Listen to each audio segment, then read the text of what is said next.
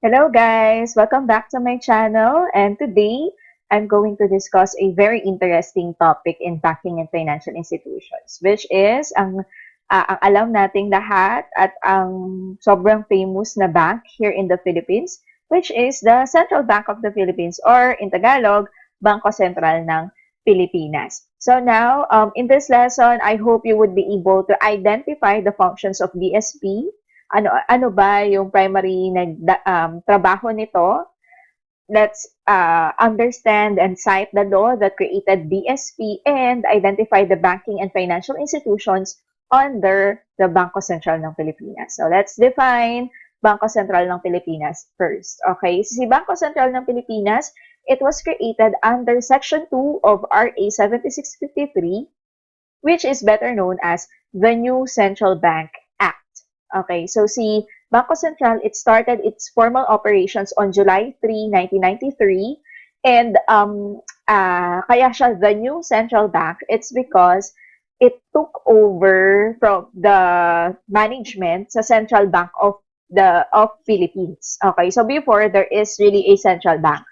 And then, si Central Bank of Philippines, it was established on January 3, 1949 as the country's central monetary authority. Tapos, so nung nagkaroon ng pagbabago on the 1993 Constitutional Convention, if I'm not mistaken, so they created the Bangko Sentral ng Pilipinas. Now, the BSP enjoys fiscal and administrative autonomy from the national government in the pursuit of its mandated responsibilities. Now, let's have a short overview about the Philippine financial system. Okay, so if you're going to look at it, this is BSP. And so, under ng BSP ang banking institutions, which are yung mga diniscuss na natin ng mga banks, universal banks, commercial, thrift, rural, and cooperative banks. Okay, so you may, I will provide in the description yung mga links nitong mga banks nito nung tinakel natin. Okay, and then other financial institutions na under ng BSP are mga quasi-banking functions, forex dealers and money changers. Ayan, under din nila yon. Bank-affiliated NBFIs, pawn shops, NSSLAs. Okay? Now, ang SEC, ayan, so, yung mga, under nila, ang mga NBFIs na walang quasi-banking functions, what are these? Lending companies, investment houses, financing, capital market participants, pre-need companies, insurance companies, and cooperatives. Okay, so this is just an overview of the financial systems that we have. So we are now focusing here, okay, dun sa mga institutions na under ng Bangko Sentral ng Pilipinas. Now, there are three pillars of central bank na meron ang central banking. So ito yung parang primary na trabaho nito or primary na nire-render sa atin or convenience or primary things na nagpapatibay or kung bakit meron talagang central bank. What is this? Siyempre, they promote price stability, they promote financial stability, they also promote efficient payments and settlement system. So let's discuss each of this. Si price stability, ayan. So, paano na-stabilize ng BSP? Or ano ang ginagawa ng BSP? Bakit nila dapat i-stabilize ang prices ng bawat produkto and even the inflation? So, BSP manage inflation and price fluctuations for conducive, balanced, and sustainable growth of the economy. So, ang ginagawa ni BSP, it tries to slow down the inflation rate. Kung hindi naman kasi talaga mapipigilan ng inflation rate kasi tumataas talaga yung products and even the raw materials. Pero, at least mas-slow down niya, okay, to make the price stable in the market. Now, we will be having a short computation here. But don't worry kasi hindi naman ito masyadong mahirap na computation and you can use your calculators with you while computing for the inflation rate. So, let's just see paano ba, 'di ba, sa mga balita sinasabi na gantong percent ang ating inflation rate. So, paano ba siya nako-compute talaga? So, let's discuss these three terms, ayan, para mas maintindihan natin kung paano kino-compute ang inflation rate. Number one is the Consumer Price Index. CPI, okay, or Consumer Price Index, it represents the average price of a standard basket of goods and services consumed by a typical Filipino family for a given period. Okay? So, parang may bukod na computation ng CPI, pero sa ating lesson today, hindi naman tayo mag-focus on how to compute the CPI. But on our lesson for today, given na yung CPI natin every year. Okay? So, parang eto, magkano yung standard, okay, ng typical Filipino, hindi ito yung mayaman. Okay? Kung magkano yung nagagastos nila every day or for a month. Yan. Yun yung mga na kung narinig nyo dati yung naging issue na ang typical Filipino budget daw for 1 month is 10,000. Diba? So yun, tapos ang daming umalma kasi hindi naman na talaga kasya yung 10,000. That is the CPI or Consumer Price Index. Okay, if that is true. Kung ano nga yun, na-compute nga nila yung ganon na price. Okay? So yun, so that is the CPI. Next is the inflation rate. Ayan. Ano naman yung inflation rate? It is the annual percentage change in the CPI. So, ilang percent yung nabago from the CPI ng last year to this year. And the inflation, it is the sustained increase in the average price of goods and services typically purchased by consumer. So, inflation, ano yung tinaas? Okay? So, ito yung pagtaas ng products and services na kinoconsume natin. Okay, so how are we going to compute for the inflation rate? You have to remember, this is a rate. Okay, so when you compute for the rate, there should be percentage. Okay, so tandaan nyo palagi, the final answer would be in percentage. So, let's look at this. Okay, this is the price level versus inflation. So, for example, for the year 1, ang CPI natin or halimbawa na lang, ang nagagastos ng isang pamilya, siguro mga ano pa to, year 1990. Ayan. So, ang nagagastos ng isang pamilya sa isang araw ay 100 pesos. Okay? So, imagine, this is year 1990. Okay? So, yun. Tapos, after a year, ayan, ayon sa pag-aaral at pag-compute nila ng CPI, naging 110. Okay? So, there's inflation. Tumaas siya, obviously, di ba? So, yun. So, ang increase in price is 10 pesos. Okay? And the inflation rate or rate of increase in prices is 10%. Okay, so later we will discuss, madali lang naman yan, di ba? Parang madali lang siya intindihan. Pero what if hindi na 100 pesos yung given? What if 125? Ganon. So medyo nagiging complicated siya. But this is just for a sample scenario. Okay, so sa year 3, from 100 ng year 1, naging 120 naman. Okay? Or from 110 from ng year 2, naging 120. So there is increase in price, which is 10 pesos again, and the inflation rate is 9.1%. Okay? Look, based on this, okay, we can observe that prices increased, but inflation slowed down. Okay, bakit ganun, ma'am? Tumaas naman yung presyo, pero bakit parang bumaba yung inflation rate? Okay? From the year 2 to year 3. Okay, so eto kasi, if you're going to look at it, or iisipin natin, it's the same amount, okay, ng goods or services na nandito sa basket. Okay? Pero, we cannot look at this, the second observation, okay? But consumers will usually fixate on the rise in prices rather than on the slowdown in inflation. Tayong mga consumer, halimbawa, 1990, ito yung gusto nyo, halimbawa, meron siyang bigas, meron siyang delata, meron siyang manok, ganyan. Halimbawa, 1 kilo lang ng manok for 1 week, okay? So, yun. So, that is for the year 1. Ayan yung kinoconsume natin. It doesn't necessarily mean na yung kinakain natin, standard na kinakain natin in the year 1, ay yun din yung standard na kakainin natin in the year 2. Okay? We cannot say, para bumaba lang yung inflation, huwag tayong masyadong kumain. Huwag na nating dagdagan yung standard na kung ano lang yung nasa year 1, iyon lang yung gawin natin. No, okay? We will rather, sasabay na lang tayo to the rise in prices. Ayan, medyo dumadagdag din ang konsumo natin rather than pabagalin natin yung inflation. Okay? We cannot blame everyone naman dito kasi this is how we live, 'di ba? So talaga namang tumataas ang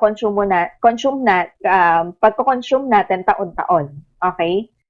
Now, let's compute tingnan natin kung paano kinompute ang inflation. Ayan. So, let's compute first for the inflation rate of the year 2. This is our formula. Always remember this, madali lang naman. Current CPI minus past CPI divided by CPI ng year 1 times 100.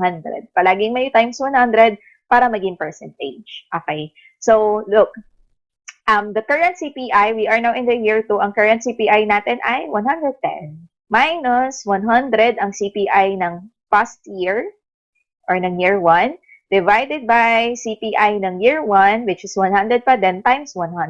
So if kapag tinype nyo to sa inyong cellphones or sa inyong calculator, itype nyo lang siya ng sunod-sunod and then you can get the answer which is 10%. Okay? Now, let's compute for the CPI or IR or inflation rate ng year 3. So, from 100, naging 110, naging 120. Now, the current CPI for the year 3 is 120 minus 110, ayan, past CPI, divided by CPI ng year 1. Okay, 100 times 100. So, our inflation rate would be 9.1%. Okay? So, again, ang standard natin ng na-consume or standard ng pag-consume is naka-base pa din tayo sa year 1. Okay? So, that is how inflation rate is being computed. Kaya, halimbawa, kung dati kasi may nabasa ako na ang chicken sa Max's is 5 pesos in way back 1940s yata. Okay, and then they computed the inflation rate from 1940s. Okay, that will be the year 1 and up until the present.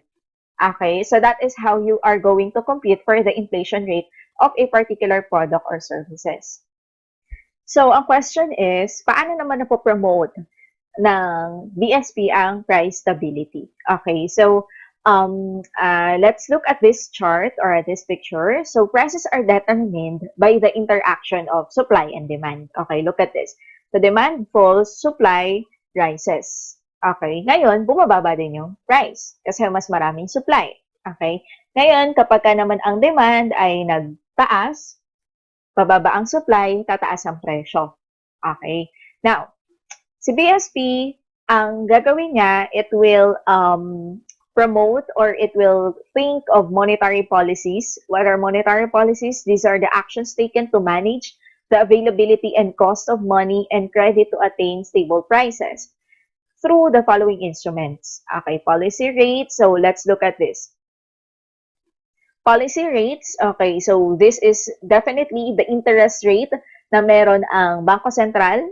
Okay, open market operations, the central bank purchases or sales of government securities in order to expand or contract money in the banking system and influence interest rates.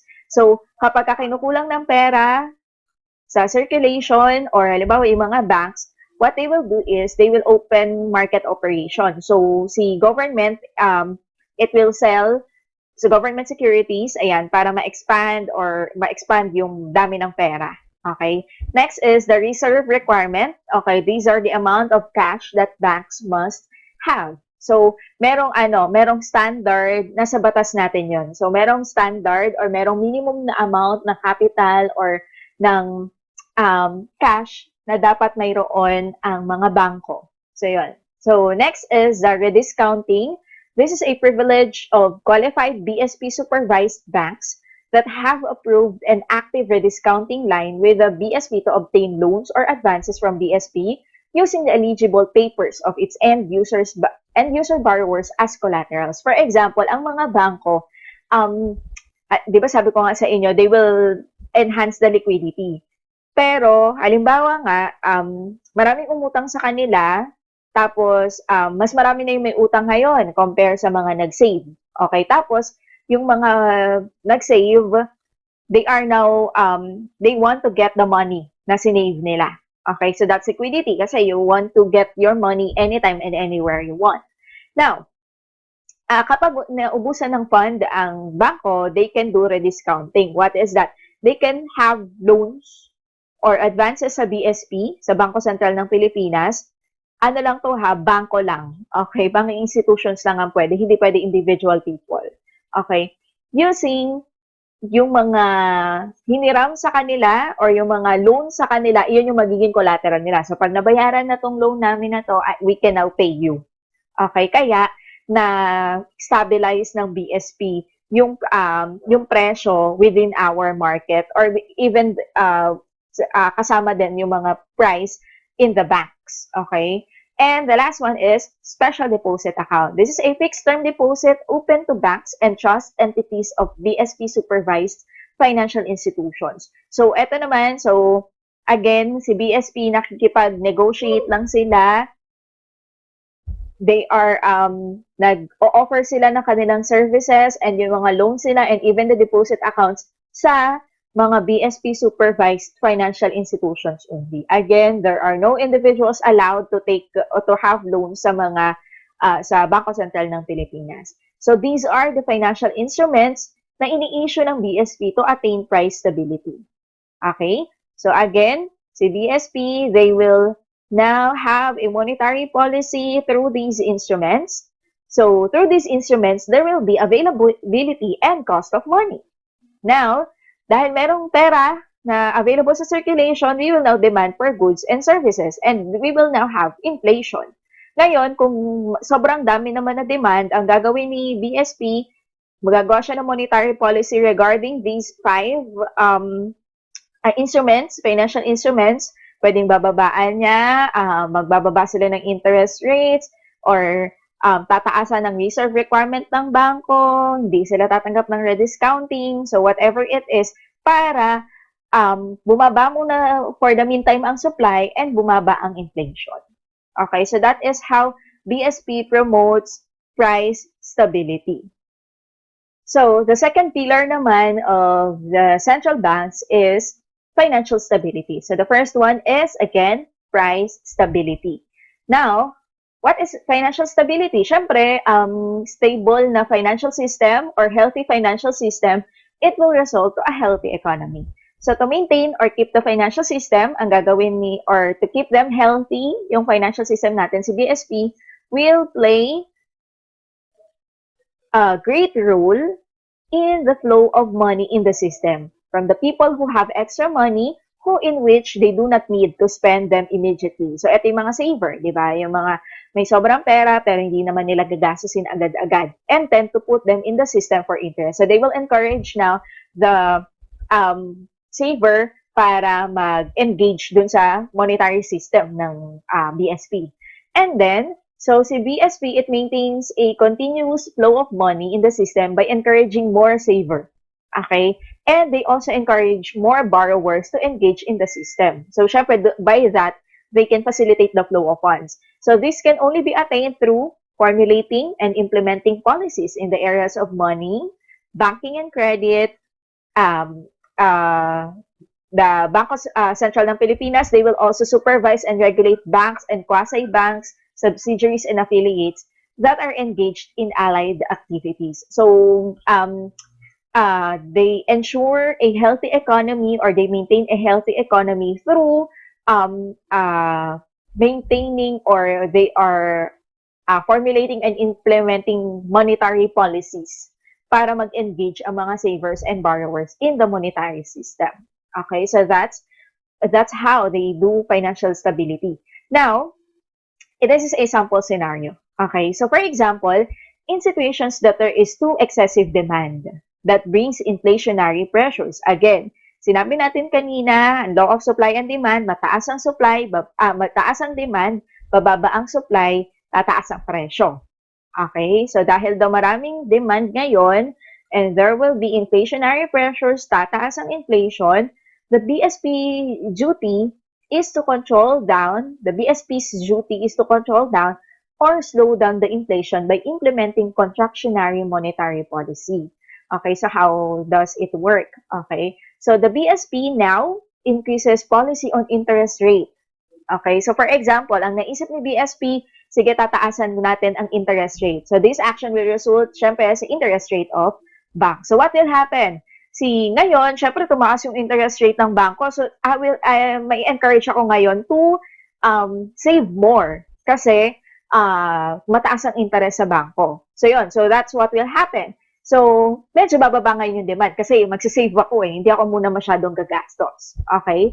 So, on the side of, sorry, this is borrower, this is O. Okay. This is a disadvantage. Why? Kasi there will be a high cost of borrowing which has two effects. First is investment growth will be slower. And second, consumption growth will be slower. If these two happens, the aggregate demand growth will be slower and finally results to lower inflation. So, syempre, ano to eh, advantage to sa mga savers. So, we will now save. Kasi, mataas yung interest rate. Pero disadvantage naman sa borrower. Why? Kasi tataas din ang kanilang interest rate sa panghihiram. So, yun. So, what will happen is, dahil walang, or kokonti lang ang magbaborrow, ang manghihiram, kokonti lang din ang magiging pera or kakayanan, magiging purchasing power ng mga tao or even the businesses. So, what will happen is the demand growth will unti-unti magiging slower and syempre, bumaba na ang demand, magda-lower na rin ang inflation. So that is how BSP, sorry, this is BSP, ayan, do monetary policies.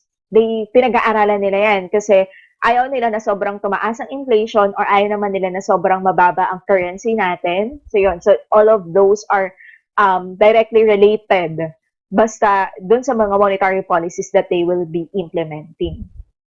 Okay, so I hope you understand that principle or that sample scenario. Let us now proceed to the third pillar of BSP. So this is the efficient payment and settlement system. Ang National Payment and Settlement System, which is ang ginagawa ng BSP, this includes the country's entire matrix of institutional and infrastructure arrangements and process through which money is transferred from one party to another, which aims to make fund transfer easiest to both parties. Bukod sa kailangan na i-maintain or stabilize ni BSP ang prices and ang financial stability or ang financial situation ng ating bansa, they should also do umisip ng efficient payments and settlement system. Paano tayo makakapagbayad sa isa't isa?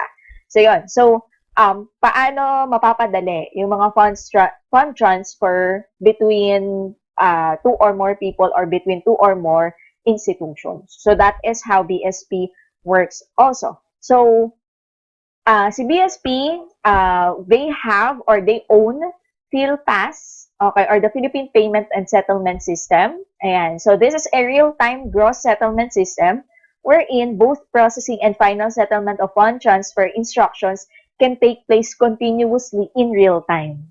Okay, so this, if you know yung mga fund transfer na ginagawa natin through banks to banks, ayan, so it's, dadaan siya under PhilPass, okay, so na owned din or sinusupervise din ng Central Bank of the Philippines. Okay, so now this is the transactions na ginagawa ng PhilPass, so interbank lending and borrowing, so paghihiram ng bangko to bangko, remittance of BIR, taxes and duties, high-value customer payments, settlement of OF remittances, yung mga settlement natin sa ating mga ATM transactions, foreign currency trading, open market, government securities trading, and even the settlement ng ating mga cheque. So yun, lahat yan dumadaan sa PhilPass. Now, let's proceed to the last topic for Bangko Sentral ng Pilipinas, which is the functions of BSP. The first one is they are the money manager. So, sila ang nagmamanage, nagpa-facilitate ng flow of funds, although trabaho din yun ng bangko themselves, pero si BSP, dahil under nila ang mga bangko, sila ang manager. Parang sila yung nagsusupervise sa lahat ng, parang isipin nyo sa isang company, bawat bangko ay kanya-kanyang department, tapos ang BSP ang pinaka-manager. So, ganun yung nangyayari. They facilitate all the financial transactions in our country. Number 2 is, they are the supplier of money. So, if you need money, just go to BSP. Okay, joke lang. So, they make money, they print money. So sa kanila nanggagaling ang lahat ng pera na meron tayo. Even the new money, yung mga pinapalitan, ganyan, sa Bangko Sentral ng Pilipinas ito. Next is, they are the banker's bank. Okay, sila ang bangko ng mga bangko. Um, kapag nagkukulang ang pera ng bangko, sa BSP sila tatakbo. Okay? So, they can also borrow from other banks, pero isusupervise pa rin yun ng BSP. Okay? But they can also lend or they can borrow from BSP kung kinukulang sila ng kanilang pondo. Fourth one is they are the supervisor of all banks. So sinabi ko na ito kanina, di ba? So imagine they are in a company at they are doing their own jobs per department. Tapos sine-check lang at sinusupervise ng mga ng central bank if tama ba yung ginagawa nila and tama ba yung system nila within their bank. And the fifth one is they are, or the BSP is the main bank of the government. Ito ang pangunahing bangko ng ating gobyerno. Okay? So, nagsaserve siya, ayan, as the bank of the government. And if titingnan nyo sa batas, meron pa siyang qualifications, ayan, doon sa mga, kasi they are implementing or they are thinking, sila ang umiisip at sila ang nag-i-implement ng mga monetary policies within the government. So, within the country, so naka-under sila sa ating government. So, yun. So, if titingnan natin ang batas natin, we can see what are the parang requirements para maging part ka ng board ng Central Bank of the Philippines. So, yan. So, we will not discuss more of that. You can just research about it. Okay, so we're done with our discussion. Thank you so much. I hope you enjoyed this lesson as much as I do. And I hope you learned a lot through this lesson. Thank you so much and see you on the next videos. God bless.